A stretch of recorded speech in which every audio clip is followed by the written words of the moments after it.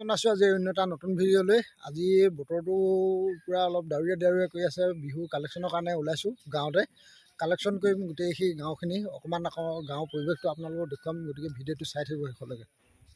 লগত থকা মানুহকেইজন এইফালে অৰূপ দা আছে, এইফালে প্ৰণৱ দা আছে, এইফালে দণ্ডেশ্বৰ কাই, এইফালে ভাস্কৰ আছে। আমি গোটেইকেইজনে ওলাইছোঁ আৰু কালেকশ্যনৰ কাৰণে। এইফালে চাওক আমাৰ বৰমাই পূৰা পিঠা খুন্দি আছে। এয়া ঢেঁকীশাল অকণমান আপোনালোকক দেখুৱাই দিছোঁ। চাওক এই পোৱালীয়ে পূৰা ঢেঁকী দিছে। এয়া আৰু অকণমান ভালকৈ মাৰ।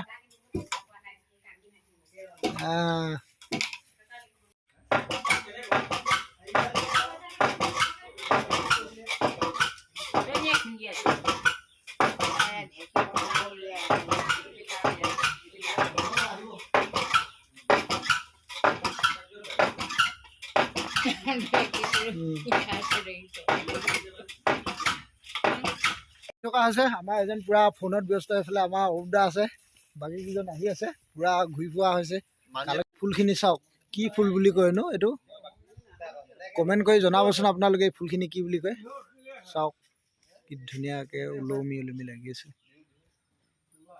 চাওক এইবোৰ লোকেল সাজৰ পিঠা বনাই আছে আমাৰ জেঠাই। এয়া জেঠাই সাজৰ পিঠা বনাই আছে। এইখিনি চাওক, এয়া দেখিছে ৰুটিৰ লগত পূৰা চাহৰ জুতি লোৱা হৈছে। এয়া কালেকশ্যনৰ মাজতে এয়া গোটেইকেইজন আছোঁ।